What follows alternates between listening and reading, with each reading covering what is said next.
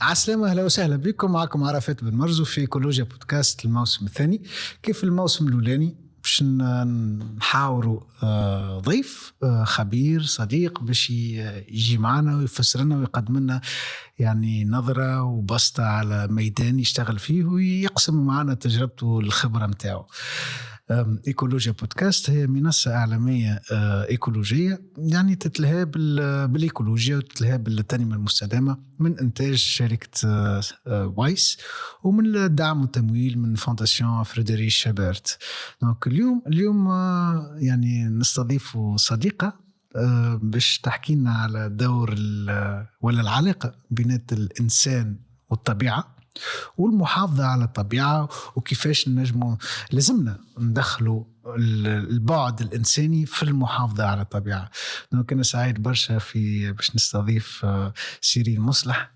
سيرين أهلا وسهلا. عايشك عرفات، يعطيك الصحة على الدعوة مرة أخرى. عايشك سيرين. عنا نحن تو بعض السنوات نعرفوا بعضنا ونتعامل بعضنا، وكان في كل مرة يعني تجربة هكا خاصة ومحلاها ونتعلموا يعني شونج ونتعلموا.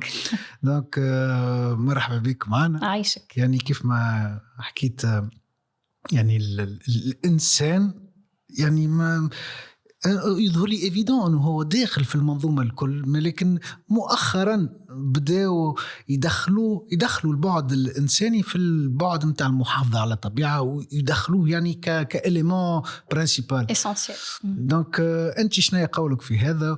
ونعرف عندك تجارب في تونس والبرا من تونس في الموضوع هذا، دونك تو بشوية نتعرضوا لهم في النقاش ونزيدوا نحكي. صحيح. أنا باش نحكي على التساؤلات اللي تسألتها واللي عرضتني ملي أنا صغيرة، مش ملي دخلت في الباركور متاع الدومين متاع الكونسيرفاسيون دو لا ناتور. بشوية نوصلوا كيفاش توا رؤيتي للأشياء اختلفت على اللي بديت من الأول معناه. دونك نبداو منين تحب أنت عرفت؟ الكلمة عندك يعني المايك is yours. باش نبدأ من الأول. ملي أنا صغيرة باسيوني بتوسكي حشرات كائنات بالعالم اللي داير بينا الكل، الماء الهواء اكسترا. دونك وهذاك بشوية هزني للقراية اللي قريتها. دونك القرايه اللي قريتها هي سيونس دو لا في، علوم الحياه دون فاسون جينيرال. ومن غادي لقيت روحي تساؤلات مش يمشيو ينقصوا، بالعكس يمشيو يزيدوا، وليت ما عادش جوست هكا تساؤلات ونتفرج ونشوف ولا نقرا، لا حبيت نمشي اكثر للتيران للفيلد، حبيت يعني افكتيفمون للتطبيق، نشوف الحاجات بدايه نسمعهم بودنيا، نشوف معناها هكا ملموسه. وهذاك هزني تعرفت على الجمعيه نوتر غران بلو في مستير، وعن طريقهم هما كانت لي الفرصه يعني باش نخدم في جزر قوريا. دونك هذيك التجربه الاولى نتاع الخدمه في التيران. دونك كانت جزيره معناها نصور الناس كل يعرفوها، ما مثالش نعرفوا بها مرة أخرى. هم زوج جزر في مستير، مشروع متاع فيتور غير مارين بروتيجي. دونك فيهم يصير سويفي متاع لي تورتو مارين في البور، مي مش كان هذاك. فيه كائنات أخرى تعيش فيه مع توريست اللي يمشيوا القرية الصغيرة.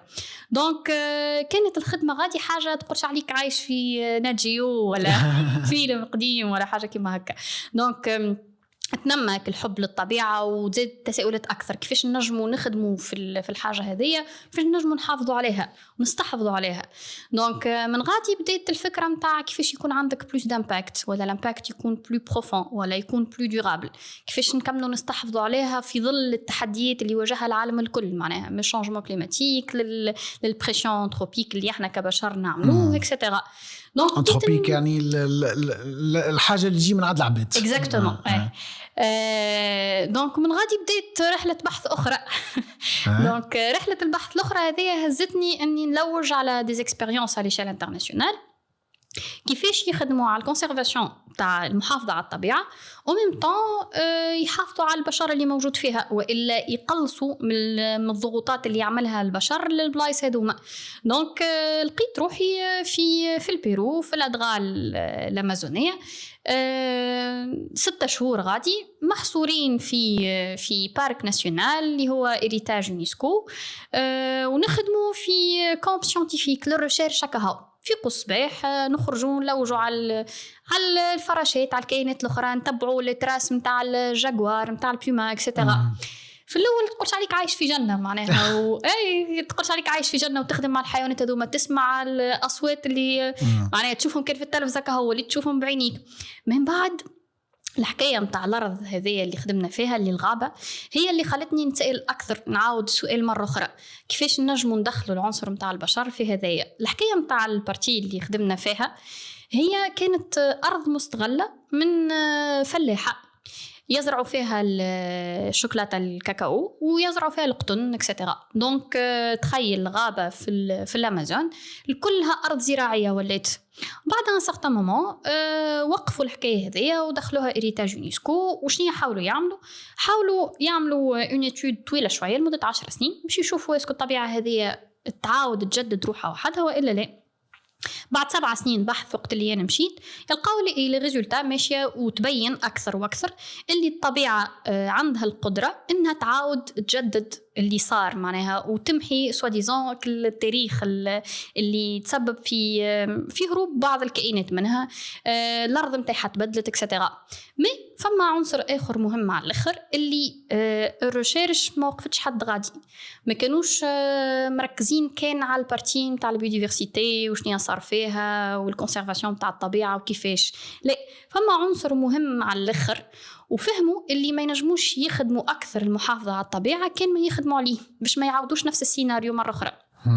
دونك لي دو اكس اخرين اللي في البروجي هذايا هو اكس نتاع سنسيبيليزاسيون نتاع صغار، يجيبوا الصغار للسونتر هذايا الكامبون نتاع الريشيرش ويخرجوهم للتيران يشوفوا الكائنات يمسوهم يعرفوا شنو تعمل شنو الغول نتاعها اكسترا.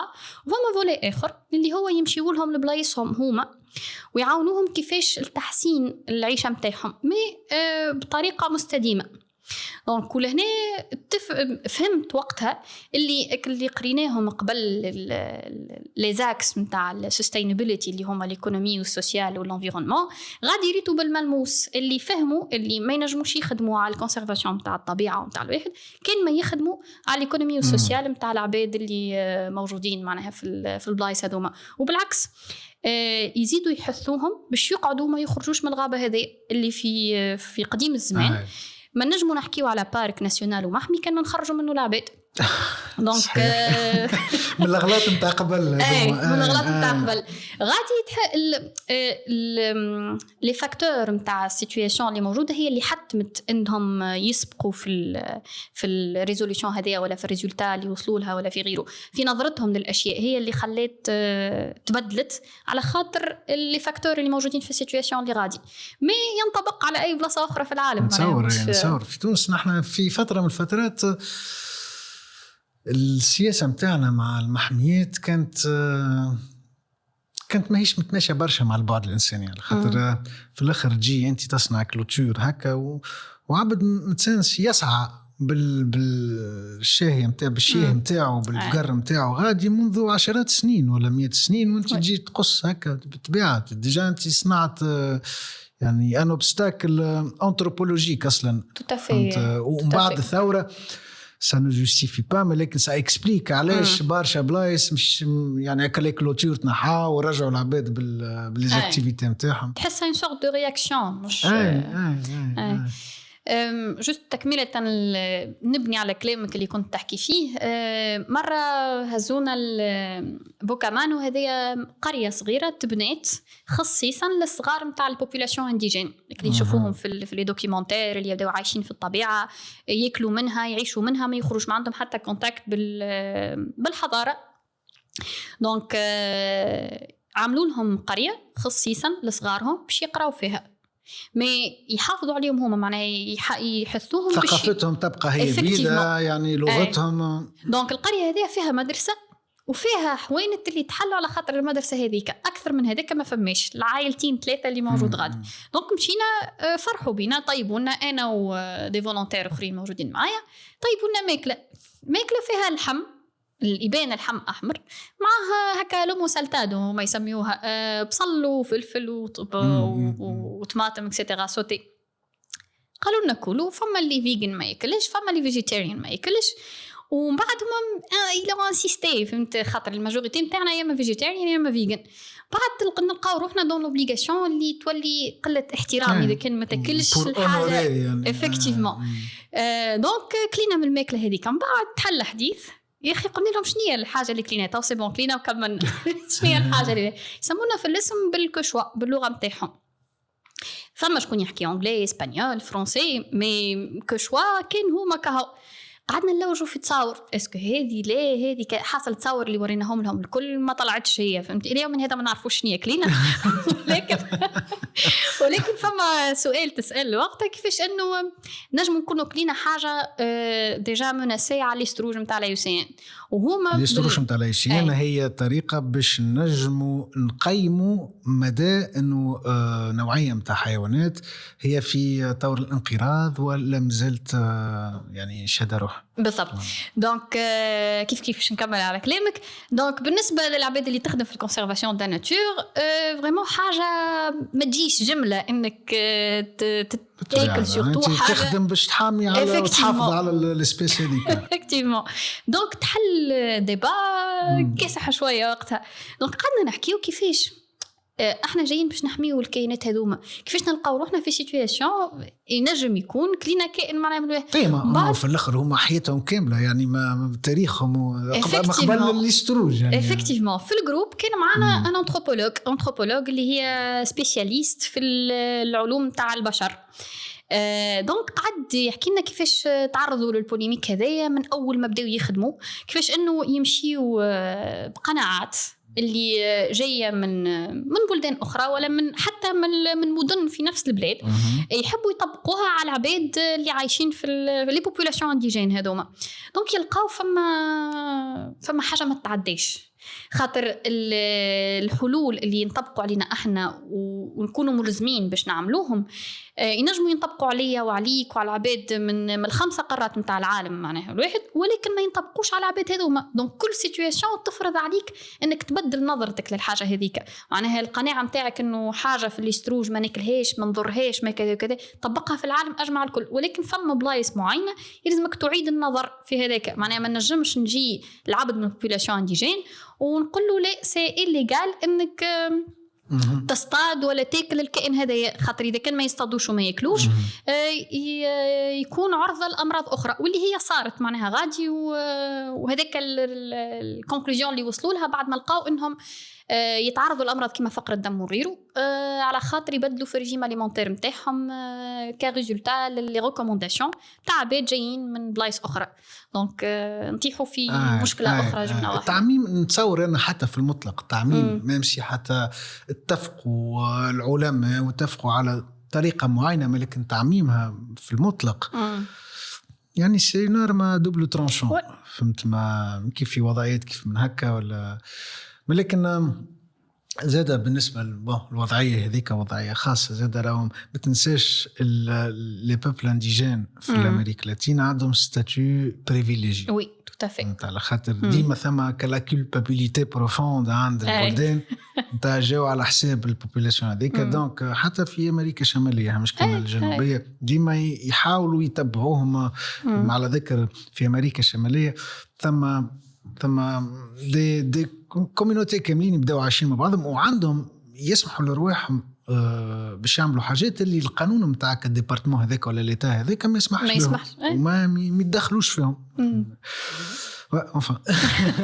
بروجيكسيون هذايا انه صحيح هي كا اكستريم على الاخر اللي صار واللي عشناه ما يخليك تتسائل في برشا حاجات اخرى مثلا قابلت شكون اللي خدموا على البروتكسيون تاع ان سيغتان نوا بريزيليان دونك غادي يستهلكوه برشا فما اوفر كونسوماسيون تاعو اكسيتيرا دونك كيفاش باش ينجموا يحميوه في ظل البريسيون هذه الكل دونك الفلسفه اللي ماشيين بها العالم اجمع هي انه كي تجي تقول له ما عندكش الحق بالقانون وإلا خطية حبس اللي هو ما تستعملش الحاجة هذيك باش يلقى طريقة ويستعملها خاطر ما عندوش شواء آخر باش يأكل ويبكل صغاره دونك الفلسفة شنية تقول لهنا اللي يتبعوها يقولك إنه il faut trouver d'autres sources نتاع income دونك يلزم تعطيه حلول بديلة باش ينجم يتخلى على البراتيك اللي كان يعملوا اللي كان يهدد في الطبيعه هذيك. دونك الفكره متاع انه تمنعوا من هذاك وتخطيه والا واحد حتى ولو كان عنده بريفيليج والا غيره ما عادش تمشي، ما عادش يلقاو بها نتيجه، ما عادش توصل الريزولتا. حتى لو كان وصلتك الريزولتا في عام 2 يلقاو اللي بعد معناها من في ال5 سنين الاولانيين بعد ما انت كملت العمليه هذيك معهم يرجعوا امام بطريقه ما اقوى للاستهلاك متاع الحاجه هذيك. معناها كسوسوا صيد متاع حيوان والا استغلال متاع حاجه معناها في البلانت والا غيره، فهمت؟ هذاك هو اللي يرجع اذا كانوا سورس متاع انكام اللي هو والعائلته فيه ماكلته وماكلت صغيره. دونك خط احمر ما تنجمش تمشي معاه الابعد من 5 سنين. هذا حسب دراسه من دراسات وعبيد اللي قابلتهم ديجا يلقاو خدموا في هذا. دونك شنو الكونكلوزيون اللي يوصلوا لها؟ يقول لك اللي باش تنجم تقترح دي استراتيجي pour conserver écosystème ولا بلانت ولا اسبيس ولا غيره يلزم يكون فما ايكيب بوليفالون ورا الحكايه.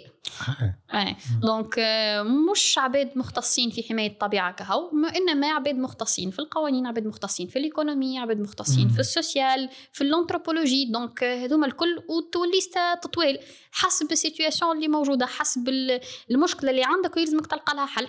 ما تنجمش نشوفوها من منظور واحد برك. إذا كان نشوفوها من منظور واحد برك حتى لو كان اقترحنا حل ما نكونوا متأكدين اللي هو مش يكون مستديم. معناها هذه الفكرة اللي أي نراها une approche holistique، يعني نظرة عامة شاملة اللي ثم une complexité كبيرة. فهمت؟ اللي ما يهزها كان التاريخ، الخاطر تراكم متاع عوام تجربة وخبرة و يعني une sagesse un savoir vivre باش خلاك العباد في المنطقة هذيك المعينة في التاريخ هذاك في الجغرافيا هذيك يتصرفوا بالتصرف هذاك. وانت متنجمش تجي هكا بستيل وتعمل الخط ولا تبعد هذا على هذا ولا تقولوا لا ممنوع ما عندكش الحق ولا ملك نزيد. راهو تحديات توا أخرى على خاطر كي ولات الحكاية الكل تتقاس بالفلوس. Donc il y a déjà un déséquilibre. On n'est plus dans يعني le modèle de متاع العيشة متاع اللي موجود peut-être 100 سنة التالي ولا 200 سنة التالي. Donc c'est vrai يعني ولكن فرد وقت la richesse متاع التيروار و متاع les produits terroir متاعك le savoir-faire se cumule de mémoire collective. يعني الذاكرة الجماعية اللي تتلمد وتتلخص يمكن في حديث مع راجل عزوز مع كاستي في آخر النهار ويقول لك هكا ميم سي أنكدوتيك سي فولكلوريك، ولكن ثم يلخص الزبدة متاع البلاصة اللي يسكن فيها. منهم هما العباد هذوما تنجم تخرج تجارب كبيرة وتنجم تخرج حتى توجهات اللي تحافظ على المنطقة هذيك الكل بالعباد اللي فيها بالطبيعة اللي فيها وبالليزيكيليبر ايكوسيستيميك اللي موجودين غادي. صحيح. وهذا يخلينا انه مهما كانت البلاصة اللي نحبوا نحسنوها ولا نخدموا عليها ولا غيره نشوف طوى اللي يلزمنا ندخلوا لها واحنا في مخنا اللي احنا ماشيين باش نتعلموا منهم مش باش نعلموهم. كيما تحكي انت بالضبط اللي باش يقوله لك هو هذاك اللي ينطبق على البلاصه نتاعهم. دونك باش نتعلموا منهم ونشوفوا وين نجموا نطبقوه في بلايص اخرى، وين نجموا نحاولوا نطبقوه بطريقه فليكسيبل مش راديكال كيما هي. فهمت؟ دونك نحاولوا نلموا التجارب اللي لميناها من العباد اللي ريناهم ولا قبلناهم ولا من الكتب اللي قريناهم ولا الدوكيومنتير اللي تفرجنا عليهم، ونحاولوا نشوفوا كيفاش يتماشاوا مع البلاصه هذيك. مي سولمون كي نتعلموا منهم هما، كي نشوفوا شنو الحاجه اللي تمشي معهم هما مش مع غيرهم ولا حاجه كيما هكا. دونك الفلسفه نتاعنا نتعلموا منهم مش ماشيين باش نعلموهم ولا باش نوريهم ولا باش نحسنوا من العيشه نتاعهم. هذاك اللي خلينا يمكن نشوفوها زاده طريقة مختلفة جملة واحدة. وهذاك اللي نشوف فيه اللي نعملوا فيه لهنا في تونس أوغوزمون، حتى ولو كان ماهيش بطريقة كامله وشامله وين تمشي تلقاهم يعملوا هكا. مي يمكن انا زاد كنت محظوظه خاطر قابلت برشا عباد اللي يتعاملوا بالطريقه هذه، بيمشيوا بالفلسفه هذه. ومش كان في تونس هكا، في الميديتيراني وحتى في البلاصه في البيرو وين مشيت، معناها هذيك الحاجه اللي يجتمعوا عليها، يمشيوا بتساؤلات، يمشي حتى عنده ريسبونسابيلتي، يعني تحس تمشي هكاك بالضبط. يمشي وهو معناها العباد اللي عندهم اخذ القرار في الاخر يمشي وهما اوكي عندهم ثقه في الباك جراوند نتاعهم، عندهم ثقه في اللي باش يعملوه، ولكن فما خوف نتاع الخوف هذاك جاي من انه اذا كان الامباكت اللي باش يعملوه ولا الوقت اللي باش يعديوه في الخدمه هذيك باش يكون يوصل ريزولتا والا لا. دونك وقتها تفهم اللي هما بيدهم يتعاملوا افيك برودونس، وهذيك الحاجه اللي تخلي الفالور اجوتي اللي باش يعملوه يكون عنده اقوى. معناها هذيك الحاجه اللي مش تخليه يمشي باش يعمل خدمه وكاو يعدي في وقت وكاو فات الحكايه، لا فما رساله يحب يوصلها، فما ميساج يحب يوصل، فما امباكت يحب كي يخرج من البلاصه هذيك، كي يوفى البروجي، كي يوفى الفينانسمون، يقعد الامباكت مش هاكا جاي مشى وخدم وتعديت الحكايه. يكون هذاك لهنا وين يدخل فيه الجانب الانساني اكثر نتاع العبد اللي ورا الحكايه هذاك سي امبورطون يعني لو بورتور نتاع المشروع ولا نتاع الفيزيون ولا واحد عنده دخل زاده في التطبيق نتاعها توتافي سورتو الناس اللي بيدها القرار معناها انه يعني يعرفوا القوانين ويعرفوا اذا كان ما يطبقش هذا راه مخالف للقانون الكل، ولكن كيما حكيت على البريفيليج نتاع البوبولاسيون انديجين ينجم يطبق في برشا بلايص اخرى. معناها كي العبد اللي هو اللي ياخذ ديسيجن يكون واعي بالسيتوياسيون لوكال اللي موجوده، وقتها يكون فما فليكسيبيليتي في الواحد، بيان سور عندها حدود معناها عندها الواحد، مي قادرين باش يبدلوا استراتيجي نتاع الاكسيون. باهي توا au niveau pratique يعني si on parle de conservation de la nature، اذا نحكيو على حمايه الطبيعه اذا باش نعملوا une intervention يعني في تونس عندنا لو كادر ليغال جوريديك اللي نجم يخلينا ناخذ بعين الاعتبار البعد متاع الانسان اللي في المنطقه هذيك. اسكو عندنا في تونس حاجه كيف هناك؟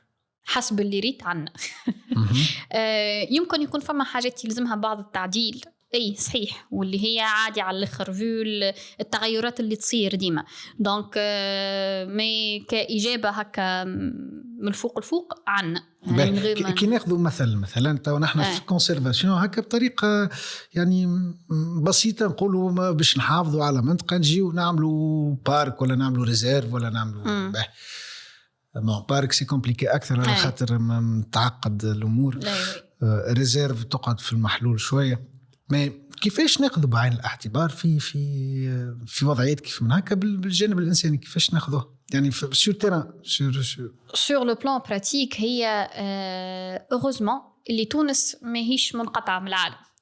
دونك صح على دي كونفنسيون على شان انترناسيونال وغيره.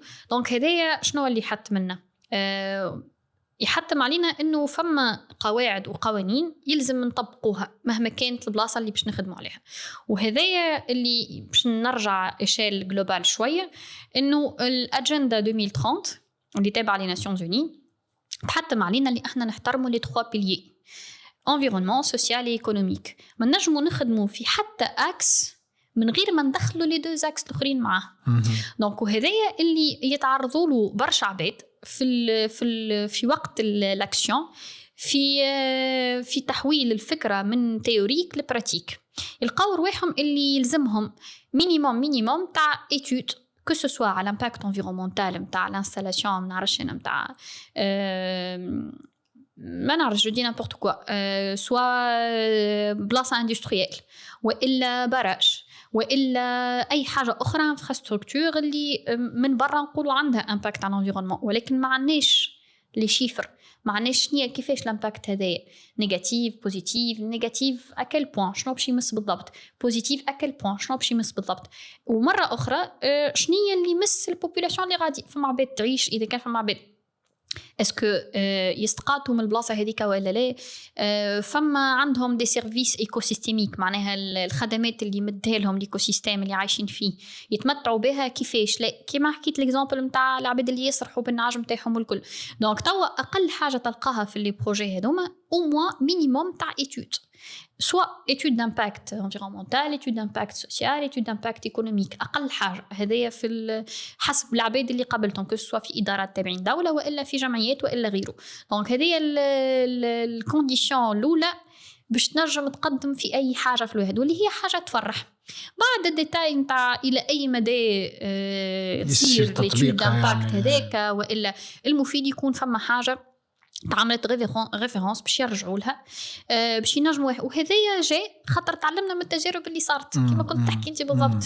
دونك هذه الحاجه هكا بصيص الامل اللي وفما برشا راهو غيره زاد معناها سا ديبون وين تحب نمشيو في الكا براتيك معناها نتاع الكونسيرفاسيون ولا نتاع غيره.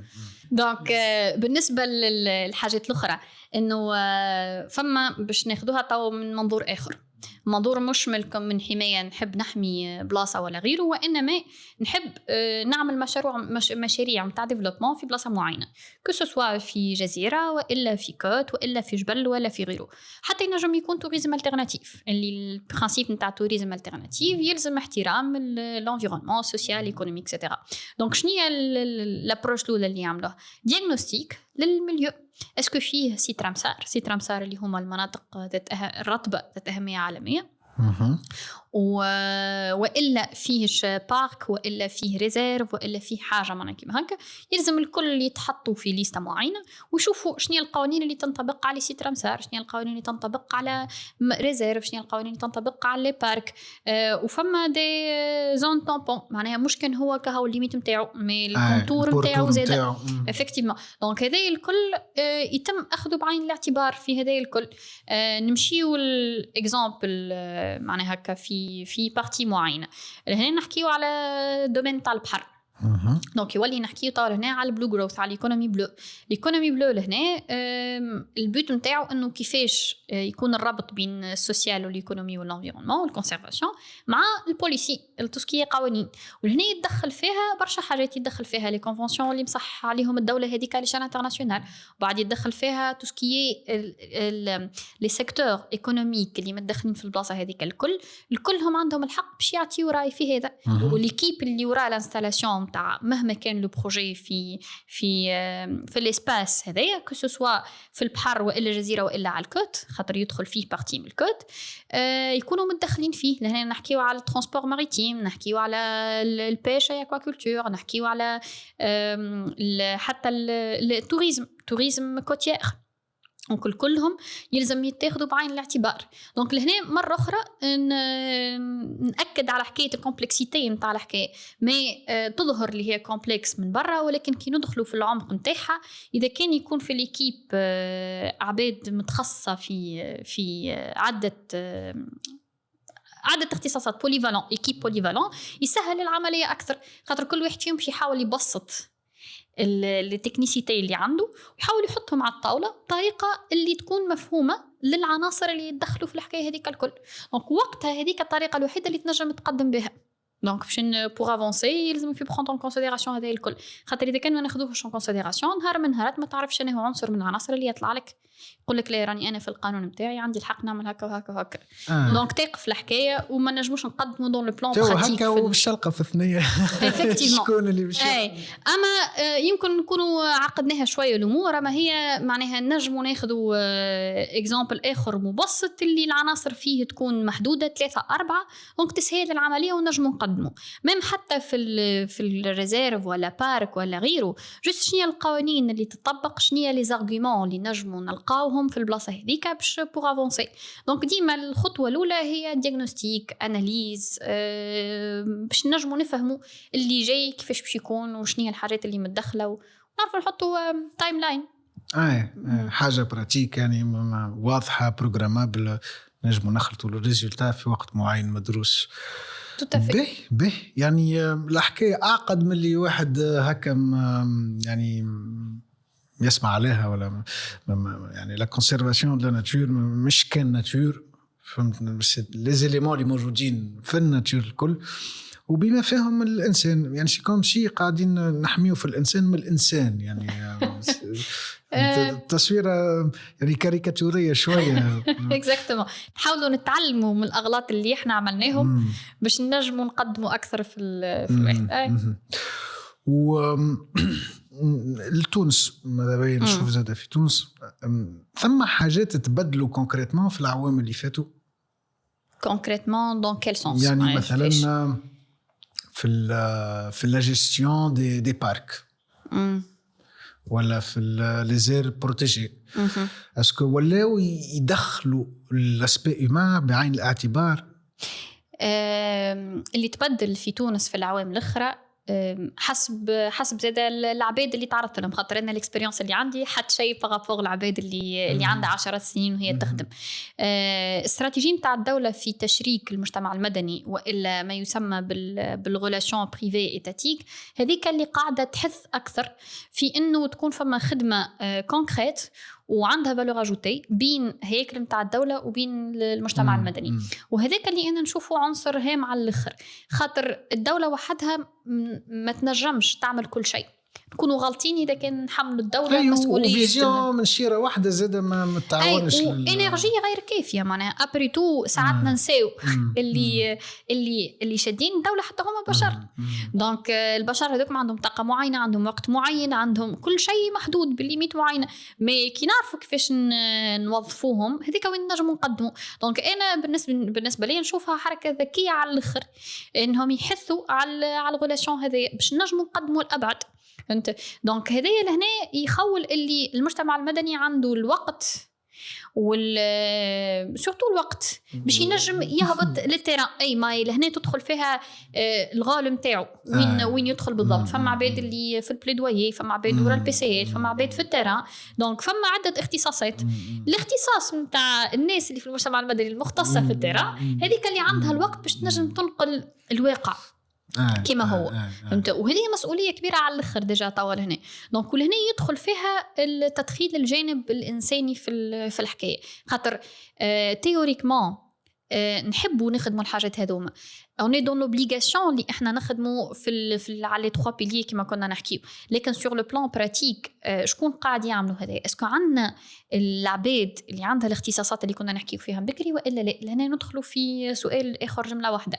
مي اللي شفته حسب التجربه الصغيره اللي عندي انه فما محاولات، وديجا محاولات لا باس بها معناها، وقاعدين نشوفوا في شويه ريزولتا، اما تحب لها شويه وقت وكا معناها.